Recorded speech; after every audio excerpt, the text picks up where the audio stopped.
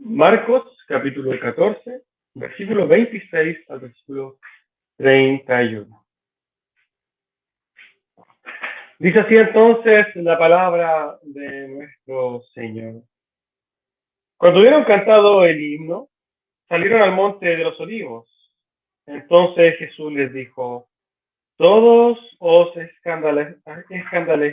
escandalizaréis de mí esta noche, porque escrito está: heriré al pastor y las ovejas serán dispersadas. Pero después que haya resucitado, iré delante de vosotros a Galilea. Entonces Pedro le dijo: aunque todos se escandalicen, yo no.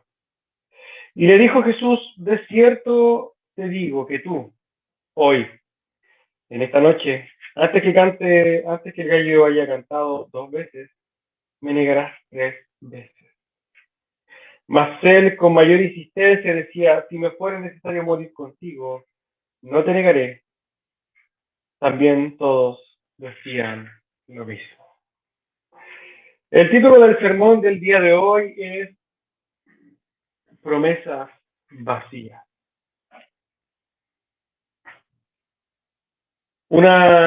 Quizás a modo de introducción, una de las conductas quizás más recordadas de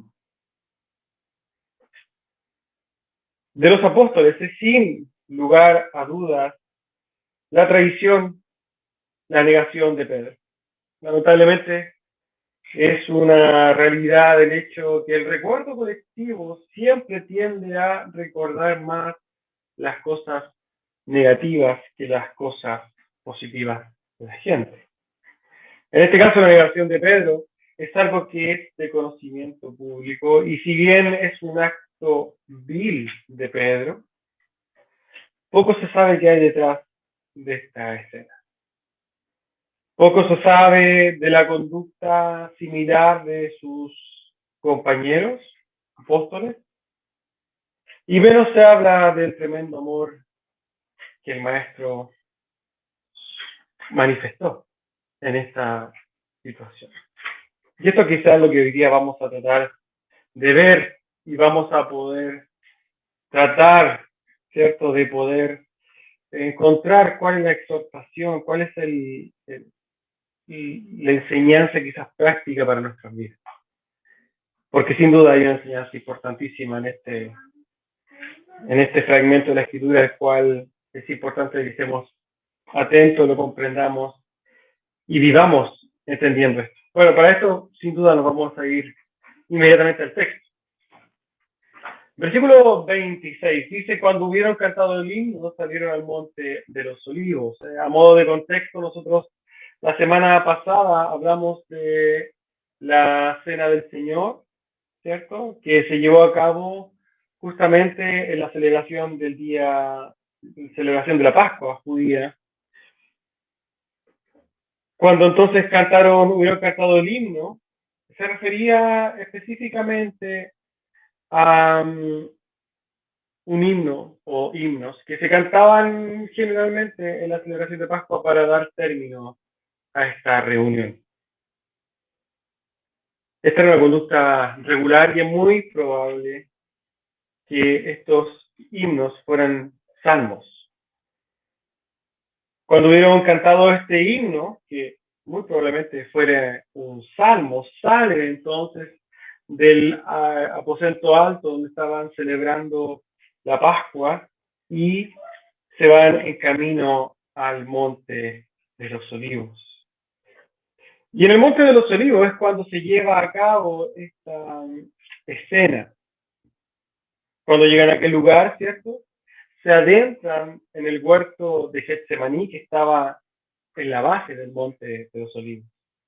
Y es en ese momento que el Señor, como dice en el versículo 27, entonces Jesús les dijo: todos os escandalizaréis de mí esta noche, porque escrito está: heriré al pastor y las ovejas serán dispersadas.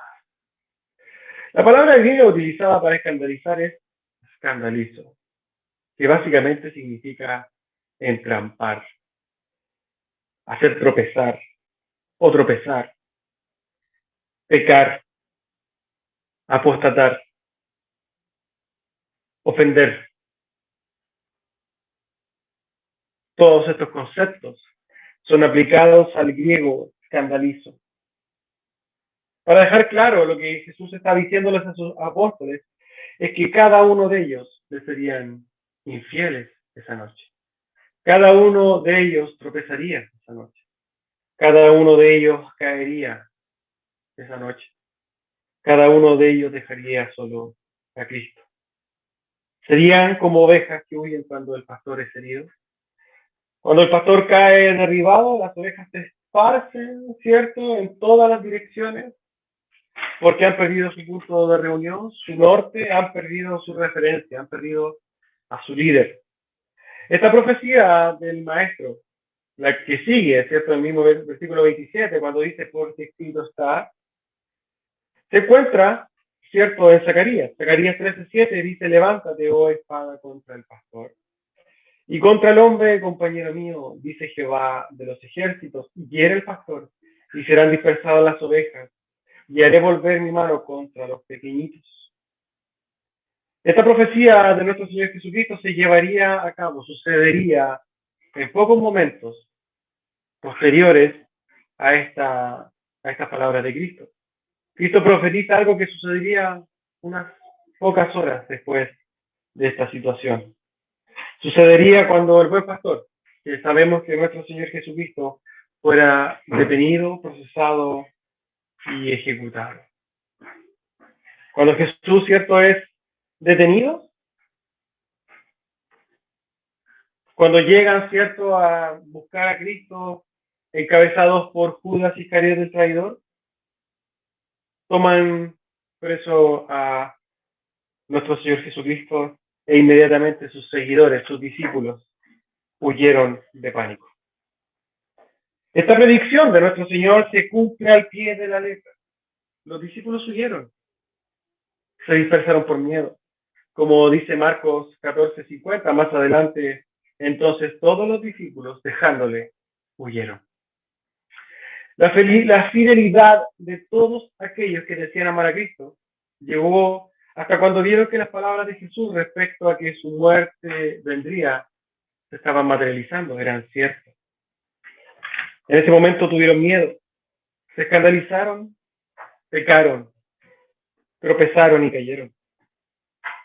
Esta situación, hermanos, la huida de los discípulos, estaba profetizada anteriormente por el mismo Señor Jesucristo.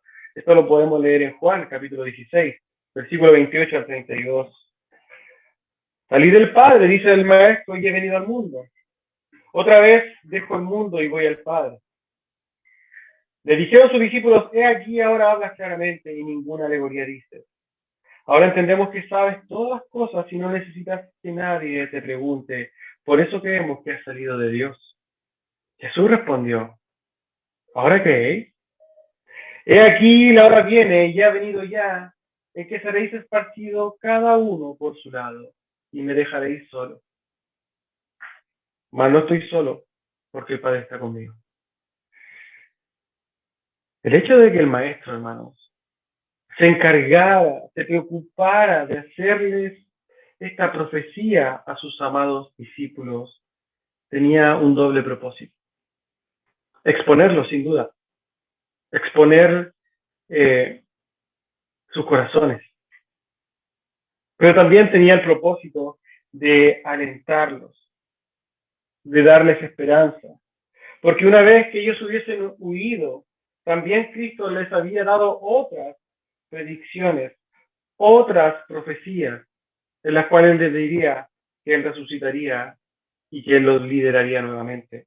Tal como la profecía que Él hace en el versículo siguiente, versículo 28. Pero después que haya resucitado, dice el Señor, iré delante de vosotros a Galilea. El lenguaje es claro y sin figuras. Cristo habla acerca de ser levantado entre los muertos.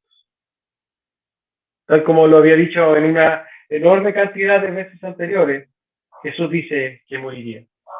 Nadie se había resucitado si es que no hubiera muerto antes. La referencia aquí es clarísima. Cristo estaba diciendo que iba a morir, pero que también iba a resucitar. Lo que quería el Señor entonces era darle esperanza a sus discípulos, diciéndoles, yo moriré, ustedes van a dispersarse. Claramente van a sentir una contristación del espíritu por su pecado terrible, pero aliéntense, porque yo voy a resucitar y los iré delante de vosotros a Galilea. El maestro les asegura que iba a estar con ellos, iba a encontrar con ellos en Galilea, donde estaban sus hogares. Recordemos en Hechos 2 cuando la gente decía, no son galileos estos. Los discípulos eran galileos. Ahí estaba su hogar y el Señor les dice que con ellos se iba a encontrar en ese lugar. Es donde él mismo lo llama a seguirlo. Versículo 29. Entonces Pedro le dijo, aunque todos se escandalicen, yo no. Y aquí el corazón del sermón del día de hoy. Promesa vacía. Pedro responde, cierto, a las primeras palabras de Jesús cuando le dice que todos se iban a escandalizar de él. Todos tropezarían, todos pecarían. Pero Pedro se levanta orgullosamente y dice, yo jamás te seré infiel. Aunque todos se escandalicen, yo nunca lo haré. Y si nosotros vemos el corazón de Pedro en este momento, sin duda vamos a ver que Pedro cometió unos cuantos pecados en una misma frase dicha por él. Lo primero que hace Pedro, o el primer pecado de Pedro, es el de incredulidad. Pedro no cree las palabras de Jesús. Jesús estaba diciendo con autoridad, ustedes me van a rechazar, ustedes me van a traicionar. Y él no cree eso. Es su primer pecado. Esto es gatillado por su segundo pecado. Pedro demuestra su orgulloso corazón. Pedro se sobreestima. Pedro demuestra una excesiva, vana, engreída confianza en sí.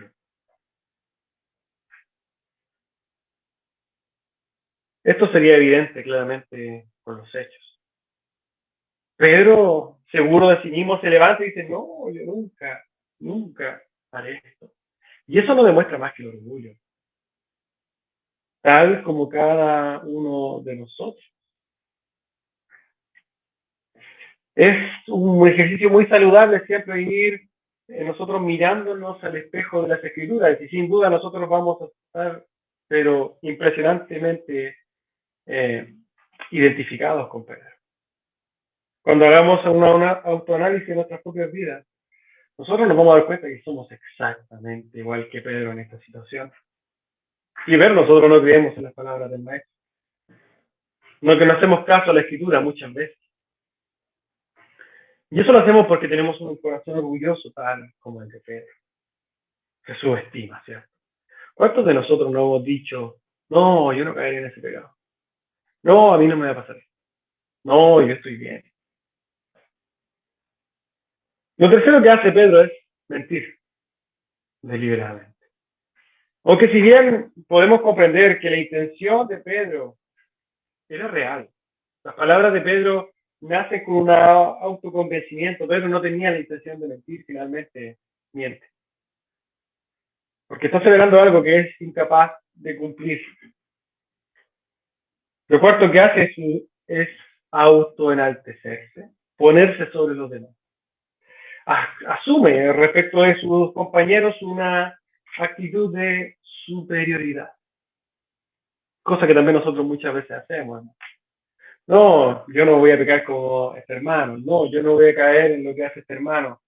Exactamente son calcos de las palabras de Pedro.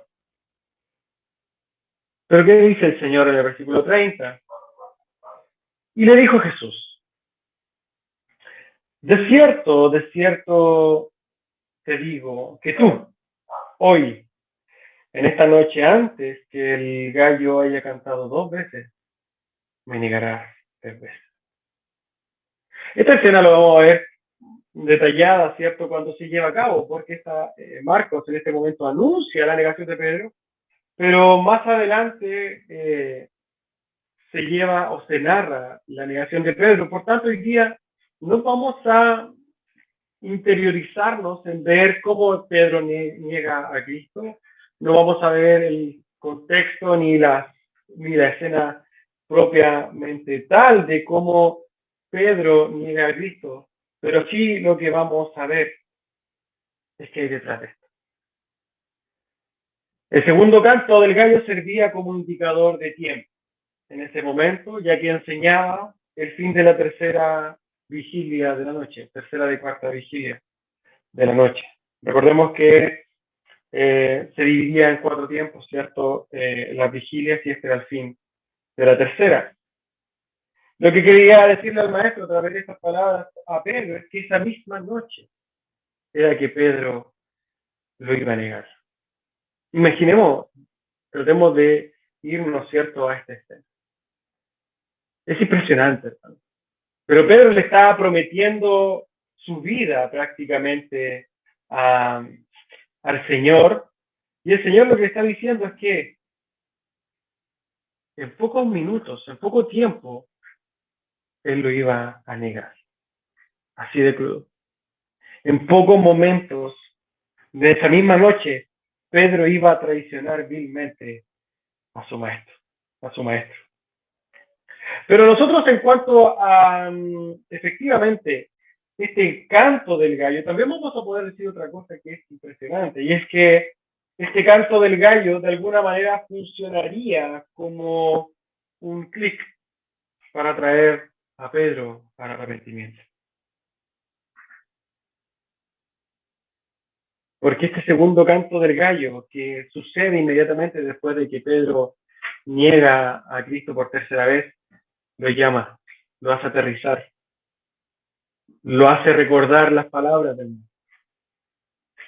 Sabemos por los textos y que quizás vamos a poder desarrollarlo cuando toque efectivamente esta parte del sermón, es que Pedro después de esto lloró amargamente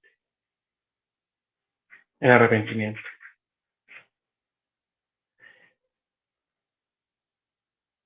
Pero algo ocurre también en esta escena.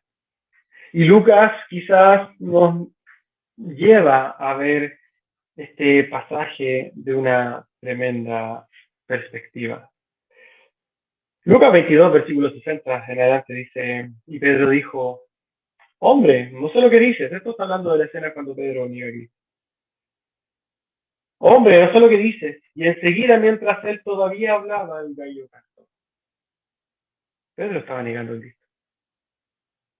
Entonces, ¿qué sucede? Vuelto el Señor, miró a Pedro, y Pedro se acordó de la palabra del Señor que le había dicho, antes que el gallo cante, me negarás 3 veces. Y Pedro salió fuera y lloró amargamente. Es impresionante, sin duda, este pasaje y esta escena. Lucas muestra, por un lado, ¿cierto?, en Pedro, que mientras caía en el pecado de negar deliberadamente a su Salvador, ¿cierto? Esto lo muestra por un lado, a Pedro negando deliberadamente a través de su tradición a Cristo. También muestra el canto del gallo, que sellaba de alguna manera esta profecía de Cristo. Y con esto, ¿cierto?, se cumpliría a cabalidad la profecía del Señor respecto a la tradición de Pedro. Estas dos cosas vemos la escena, ¿cierto? A Pedro pecando, el cantar del gallo sellando esta profecía, pero en un primer plano, de una manera impresionante, se muestra a Cristo.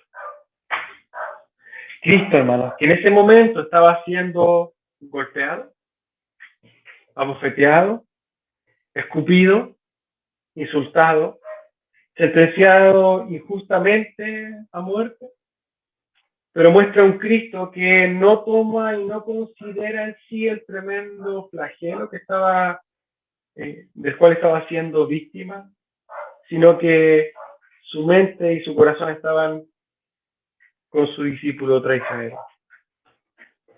Estaban con este discípulo traidor.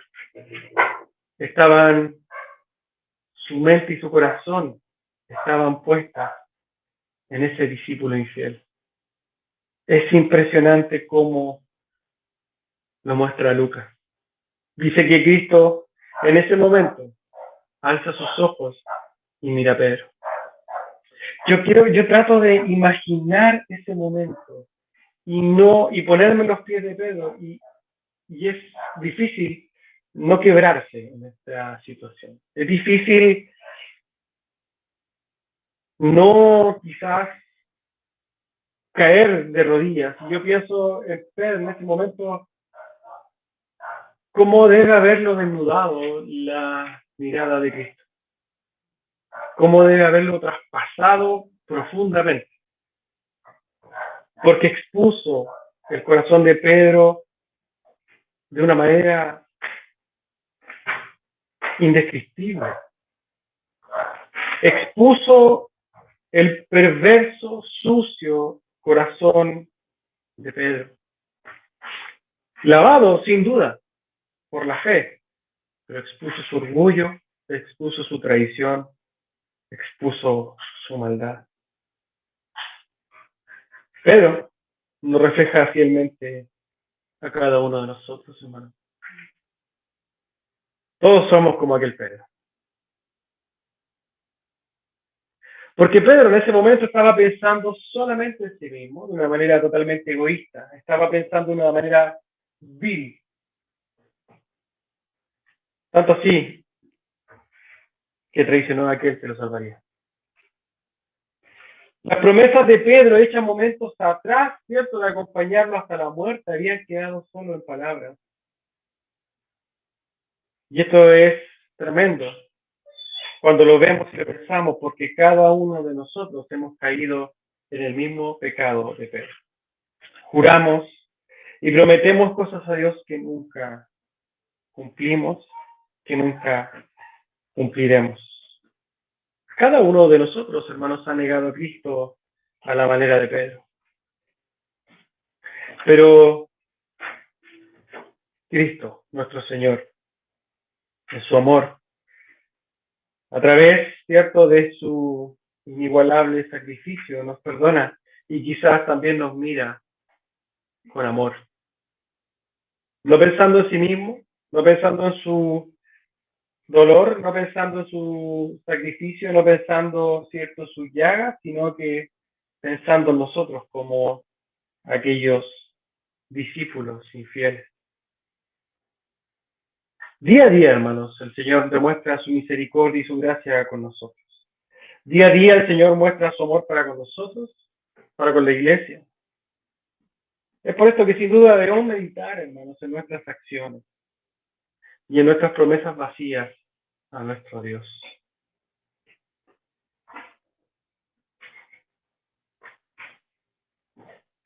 Nosotros entendemos, hermanos,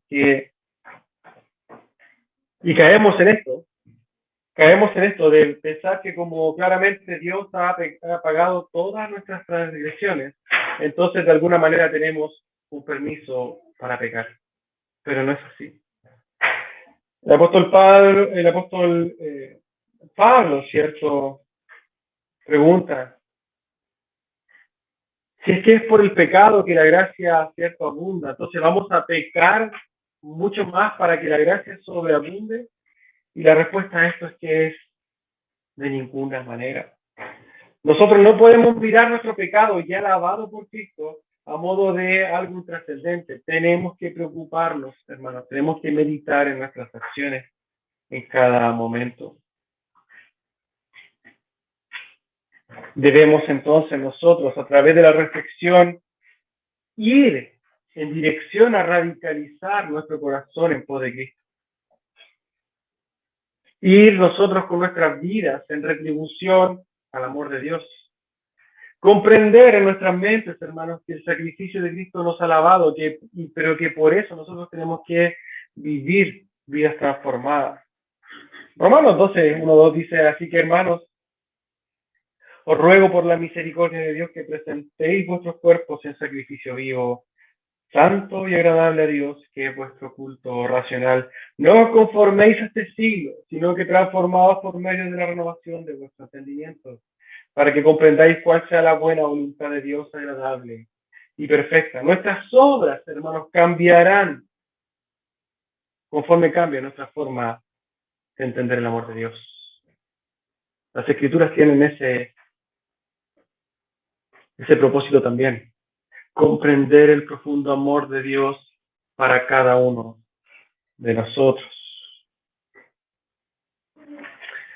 Volviendo a la escena, versículo 31. Mas él, Pedro, con mayor insistencia decía: si me fuera necesario morir contigo, no te negaré. Y también todos decían lo mismo, refiriéndose a los discípulos. Pedro estaba dispuesto aún a ir a morir con Cristo, y hemos dicho que sin duda era algo que Pedro decía de todo corazón. No dudamos en que Pedro tenía realmente esa intención, lo creía.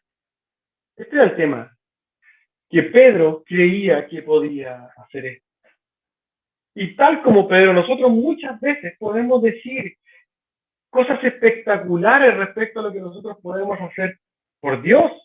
Nos creemos tan maduros espiritualmente que incluso nosotros decimos: no, yo puedo ser hasta mártir. Nosotros vemos que la autodesconfianza mostrada anteriormente, ¿cierto?, en la última cena, diciendo: Señor, ¿no seré yo? Se había ido. En ese momento todos estaban enorgulleciéndose y exaltando. Todos cayeron en el juego y en las palabras vacías de Pedro. Como Pedro dijo: yo iré contigo hasta la muerte, todos decían lo mismo. De alguna manera quizás ellos no querían ser menos que Pedro, pero todos cayeron en decir palabras de la boca hacia afuera, sin meditar realmente lo que estaban prometiendo a Dios. No prometamos cosas a Dios que no vamos a cumplir. No es sano y no es necesario. El Señor nunca nos llama a hacer promesas vacías. No diga: yo nunca más haré esto, porque usted no conoce su propio corazón. Todos estos discípulos decían y estaban muy seguros que nunca serían atrapados en el pecado de la traición ni de la infidelidad a Jesús. Pero fue exactamente en algo que cayeron en pocas horas después a esta escena. Todos cayeron, todos se escandalizaron, todos huyeron y dejaron solo al maestro. Pedro cae en un error que nosotros, hermanos, repetimos al igual que él. Y el pecado de Pedro era pensar que podía hacer algo sin Cristo. Jesús dice, Juan 15:5, yo soy la vid, vosotros los pámpanos. El que permanece en mí y yo en él, este lleva mucho fruto. Porque separados de mí, nada podéis hacer. Recordemos estas palabras, hermanos. Separados de mí, nada podéis hacer. Esta verdad de que nada podemos hacer sin Cristo es olvidada continuamente por su pueblo, por su iglesia. Y generalmente, mayoritariamente, se da cuando nosotros estamos en una situación de comodidad, estamos en una situación, cierto, de no tenemos problemas, mi matrimonio anda bien, mi trabajo anda bien, generalmente no tengo mayores tentaciones, no tengo pecado, ando bien, voy a la iglesia, no falto a la iglesia, entiendo de doctrina, ¿cierto? Y me siento poco menos que yo estoy levitando espiritualmente, pero créanme, hermanos, que ese es el peor riesgo de todos. Nosotros nos confiamos en nosotros mismos y pensamos que estamos preparados para toda prueba de Dios.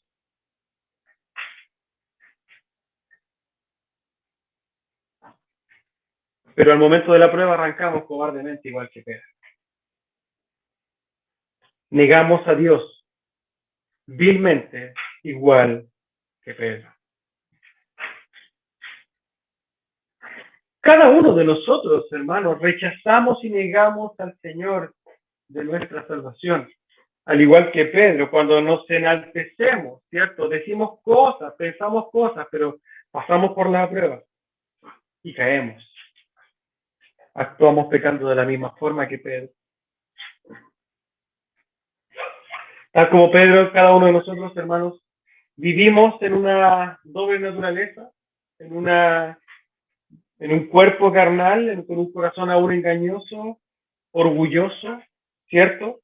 Que nos hace a nosotros mismos engañarnos, pervertirnos. La palabra es tan clara, hermanos, cuando dice que así que el que piensa que está firme, mire que no caiga. Tengamos cuidado. Tenemos que evaluarnos continua y críticamente día a día nuestra fe. Tenemos que meditar y mirarnos, ¿cierto?, al espejo de las Escrituras para no caer en el engaño de nuestros propios y orgullosos corazones. Tenemos que cuidarnos de no estar pensando que vivimos, ¿cierto?, esta fe fundamentados en nuestras propias fuerzas, sino que descansando en la gracia de Dios. Con fe, creyendo en su palabra y en su gracia, ¿cierto?, y en su amor para enfrentar el día a día. No nos olvidemos de esta palabra, hermano, nunca. Nada podemos hacer si el Señor no nos sujeta a nosotros. Sin Cristo, nada podemos hacer. Pedro pensó que podría serle fiel a Cristo en sus propias fuerzas. Pero Pedro se pegó un tremendo porrazo, inimaginable, y lamentó, lloró amarga y profundamente al momento de enfrentar la prueba. A modo de conclusión, hermanos, a este sermón, y quizá le voy a pedir que tome atención para que no quede en el aire esta exhortación.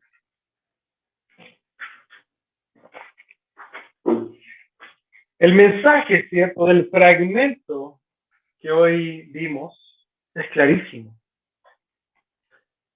y totalmente atingente a nuestro caminar cristiano. Tiene que ver en la práctica cristiana de nuestra vida día a día, en toda época, en toda clase social, a toda edad, en todo lugar del mundo. Nosotros, los hijos de Dios, caemos en el pecado que cayó Pedro y sus discípulos. Cada uno de nosotros, hermanos, día a día se enaltece.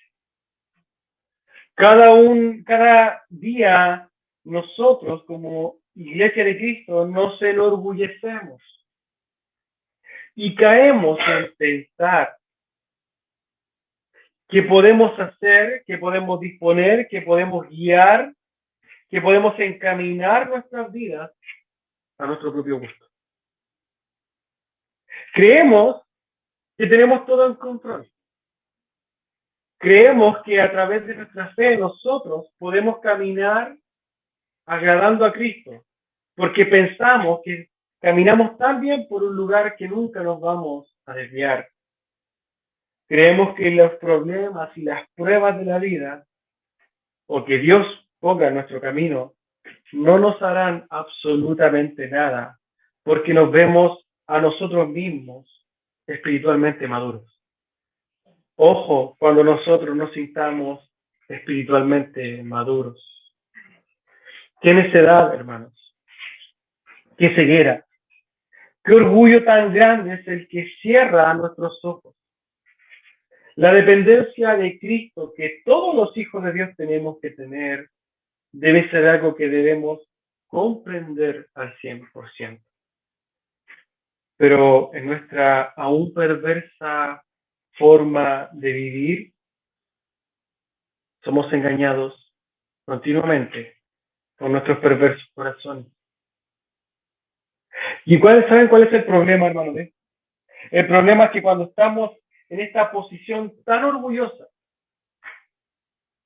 no nos damos cuenta que estamos al borde del abismo, a punto de caer estrepitosamente por un barranco que nos dejará ciertamente muy, pero muy heridos, que nos dañará profundamente y que nos hará llorar, tal como Pedro, amargamente.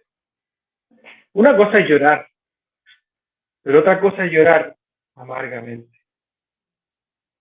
Cuando nos enfrentamos a las pruebas, hermano, nos damos cuenta de qué realmente es nuestra fe. Y nos damos cuenta que esta fe realmente no era tan firme. Nos damos cuenta de que somos indignos. Nos damos cuenta que muchas veces somos mentirosos. Nos damos cuenta que somos débiles. Nos damos cuenta que somos viles. Y que finalmente no somos mejor que Pedro cuando negaba a Cristo. No tenemos que llegar, hermanos, a pasar la prueba para darnos cuenta de esto. Bendita sea la palabra de Dios que nos pone en alerta. Y el momento que nosotros vayamos a los pies de Cristo con corazones sinceros y humildes, comprendamos que dependemos de Él, porque nada podemos hacer sin Él. Y descansemos en su preciosa gracia, en su precioso evangelio, día a día. Amén. Vamos a orar para concluir el sermón, para concluir este culto del día de hoy. Cierre sus ojos. Bendito Rey y Padre Celestial, le damos gracias, Señor, por su palabra. Damos gracias, Señor, por ponernos en alerta.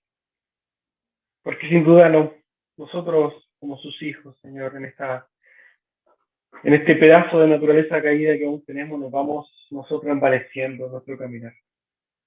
Nos vamos enorgulleciendo. Vamos viendo que como las aguas están quietas, pensamos que todos los tiempos van a estar quietos. Pero estamos tan lejos de la verdad. Nos dormimos día a día, Señor. Pensamos que espiritualmente somos maduros cuando en realidad aún somos unos niños. Ayúdenos, Señor, a caminar cada día más conforme a su palabra. Ayúdenos a comprender que necesitamos de usted. Necesitamos de su palabra, necesitamos de su amor, de su gracia, Señor, de su sostén. Ayúdenos a vivir, amado Dios, como usted quiere que vivamos. Ayúdenos a trabajar en la humildad, ¿cierto?, en nuestros corazones. Aléjenos de este orgullo que nos juega tan malas pasadas, Señor. Ayúdenos a vivir, Señor, de una manera humilde. Ayúdenos a vivir, Señor, atentos a los engaños de nuestro propio corazón. Le damos gracias, Señor, por este servicio, por su palabra. Le damos gracias por este momento en que podemos ponerle a usted como el centro de nuestras vidas. Oramos para que este día, Señor, sea un día de bendición, que podamos meditar continuamente en sus maravillas, en su amor. Le damos gracias en el nombre y por los méritos de su Hijo amado Jesús. Amén.